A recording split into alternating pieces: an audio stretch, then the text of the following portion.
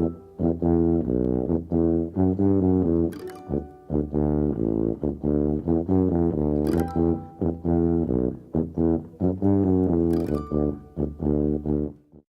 my name is Dan Baer, and I'm the Associate Director of Camp Interlaken JCC, and this is my Moment of Torah about Parshat Shlach. I first want to start with a story. I want to tell you a little bit about my first summer at camp, actually my first Shabbat at camp. It has really special meaning for me. It was the first Shabbat during our staff orientation period.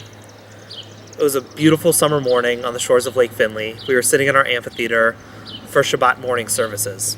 I had offered to read Torah. The seats were full of staff members, people that I had just met, people that I barely knew. As it was, I was just 6 months into the job, and these staff had just arrived 2 days ago on Wednesday. It was a trying time for me. It was a new time for me. I'm not a normal Torah reader. I like reading Torah, but it's not something that I always do. I was committed to reading this parsha. This was the 10th anniversary of my bar mitzvah.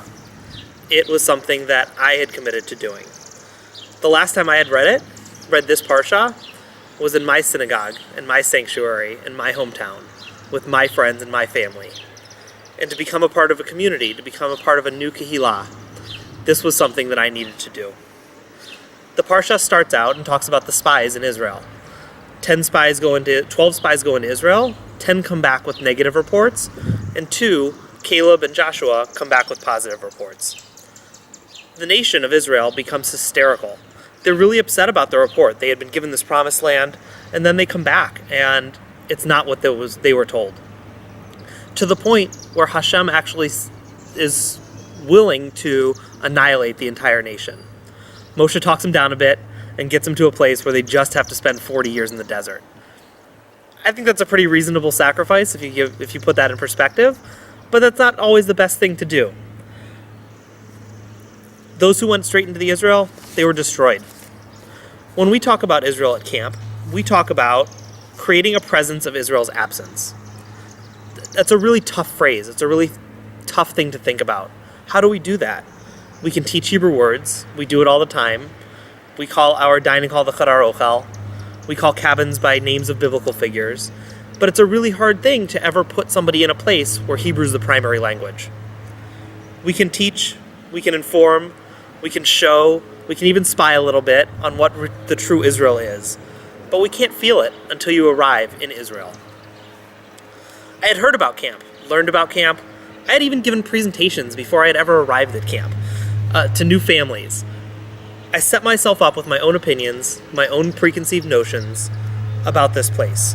We so rarely get to try things without boundaries. Sometimes we wish we had spies. Sometimes we read Yelp. And sometimes we look on other people's opinions. Sometimes we talk to our friends and hear the review of the restaurant or the show that we're going to go to. And we go in with an opinion already set in place. I had all of those going into camp. I needed to do this for myself, to be part of the community. I needed to throw myself in there and experience it. This is what camp teaches. Spies can be valuable. Other opinions can be valuable. Presentations can help. You have to try it for yourself. At camp, we try new things each and every day. It's what we do. It's what we preach. It's what we make sure that our kids are learning. You got to step out of your comfort zone. You have to trust that you're in the right place. Sometimes it's beshert, and other times it's intentional, where you are and what you're doing. I believe that my parsha, falling on the Shabbat of staff orientation, and me being in that amphitheater, was a little bit of both. I picked the job.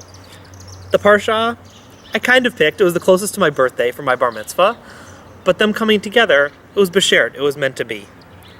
Let those around you be your guides, and let the ultimate decision be yours. You have the opportunity to control what's around you.